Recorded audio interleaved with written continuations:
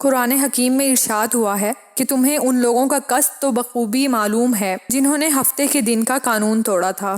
ہم نے ان سے کہا کہ تم ذلیل بندر بن جاؤ۔ ہم نے عذاب کے اس واقعے کو اس زمانے کے لوگوں کے لیے اور بعد میں آنے والوں کے لیے درس عبرت قرار دیا ہے اور پرہیزگاروں کے لیے اسے نصیحت بنایا ہے۔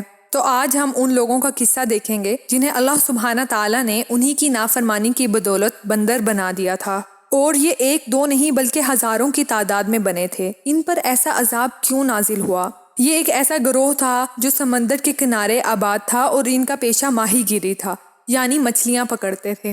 اللہ پاک نے انہیں ہفتے کے روز شکار کرنے سے منع کیا تھا۔ اس قوم میں آنے والے انبیاء نے انہیں بتا دیا تھا کہ ہفتے کا دن تمہارے لیے آرام کرنے کا ہے اور عبادت کرنے کا ہے، اور یہ دن مچھلیوں کے لیے امان خداوندی کا دن ہے۔ اب ہفتے کے روز، جس روز انہیں شکار سے منع کیا گیا تھا، اسی روز مچھلیاں پانی کی سطح پر آ جاتی تھیں۔ باقی دنوں میں مچھلیاں بہت مشکل سے ہاتھ آتی تھیں۔ یہ ایک طرح سے ان کا امتحان تھا۔ اس قوم نے سوچا کہ اس طرح سے تو گزارا بہت مشکل ہو جائے گا، تو آخرکار انہوں نے ایک چال چلی۔ اب یہ چال وہ اللہ سبحانہ تعالیٰ کے ساتھ چل رہے ہیں، اور انہوں نے اپنی عقل اور ذہانت کو استعمال کرتے ہوئے ایک بہت ہی عجیب طریقہ کار اختیار کیا۔ ان کا اپنا خیال ایسا تھا کہ ایسا کرنے سے ہفتے کے دن کی حرمت بھی برقرار رہ سکتی ہے اور ان کا اپنا شکار بھی ان کے ہاتھ آ سکتا ہے۔ اب انہوں نے ایسا کیا کہ وہ سمندر سے چھوٹی چھوٹی نہریں نکال کر اپنے دروازوں تک لے آئے، اور دروازوں پر انہوں نے بڑے بڑے حوض بنا دیے۔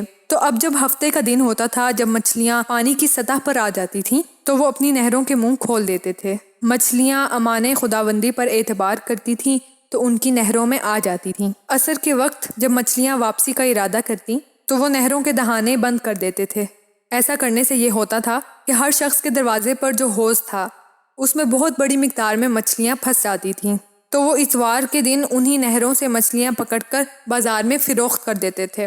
اور جب انہیں ملامت کی جاتی کہ ہفتے کے دن تو شکار کرنا حرام ہے، تو وہ بہت ڈٹائی سے یہ جواب دے دیتے تھے کہ ہم نے مچھلیاں ہفتے کے دن نہیں پکڑیں، اور کہتے تھے کہ ہم نے تو اللہ کے حکم کی کوئی خلاف ورزی نہیں کی۔ یوں انہوں نے بے پناہ دولت کمائی، اور پھر اس دولت کو ان کاموں میں لٹانے لگے جو اللہ سبحانہ تعالیٰ نے حرام قرار دیے تھے۔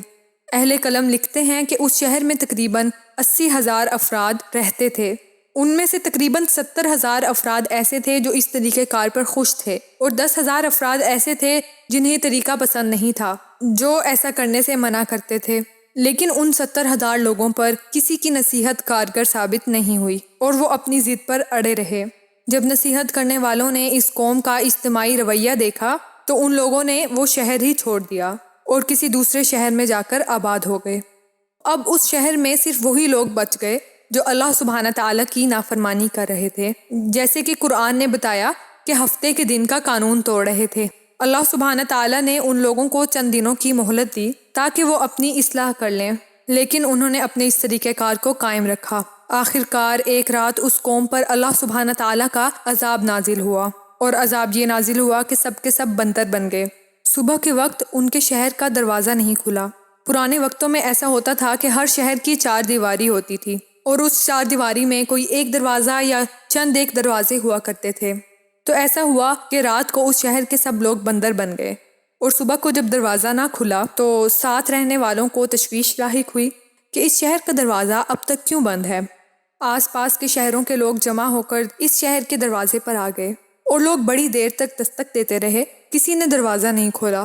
آخرکار انہوں نے کسی طریقے سے وہ دروازہ کھولا تو لوگوں نے ایک عجیب اور دل دہلا دینے والا منظر دیکھا۔ تمام لوگ بندر بن چکے ہیں، اور اس شہر میں کوئی ایک انسان بھی موجود نہیں ہے، اور سب بندر اپنے اپنے دروازوں پر بیٹھے ہیں اور ایک دوسرے کو دیکھ رہے ہیں۔ تو لوگ ان بندروں کے پاس جاتے اور ان سے پوچھتے کہ تم فلاں بن فلاں ہو۔ وہ جواب کوئی نہیں دیتے تھے، پر ان کی آنکھوں سے آنسو بہنے لگتے تھے۔ 3 دن تک یہ بدکار قوم بندروں کی شکل میں زندہ رہی۔ 3 دن بعد اللہ سبحانہ تعالیٰ نے سخت بارش اور طوفان کا عذاب بھیجا، اور انہیں اس کے پانی میں غرق کر دیا، اور یہ قوم صفائے ہستی سے مٹ گئی۔ اگر ہم یہ دیکھنے کی کوشش کریں کہ کیا اس سے کسی نے عبرت پکڑی، آج کے زمانے کو دیکھتے ہوئے پتہ چلتا ہے کہ شاید نہیں۔ عام آدمی شاید یہ سوچے کہ ہفتے کے دن مچھلیاں پکڑنے پر اتنا بڑا عذاب، سابقہ انبیاء کی قومیں کوئی ایک گناہ کرتی تو ان پر اللہ کا عذاب آ جاتا، اور ہم کوئی ایک گناہ ایسا نہیں ہے جو ہم نہ کرتے ہوں۔ لیکن اللہ کا عذاب نہیں آتا۔ کیا اس میں ہمارا کوئی کمال ہے؟ بالکل نہیں۔ اللہ سبحانہ تعالیٰ کا قانون بدل گیا ہے، اور یہ نبی صلی اللہ علیہ وآلہ وسلم کے پروٹوکول میں بدلا ہے، کیونکہ بے شک اگر نبی پاک صلی اللہ علیہ وآلہ وسلم کی رحمت ہمارے ساتھ نہ ہوتی تو ہمارے چہرے کب کے مسخ ہو چکے ہوتے۔ ہزاروں درود و سلام اس ہستی پر جس نے ہمیں قیامت تک کے لیے اس ذلت سے بچا لیا۔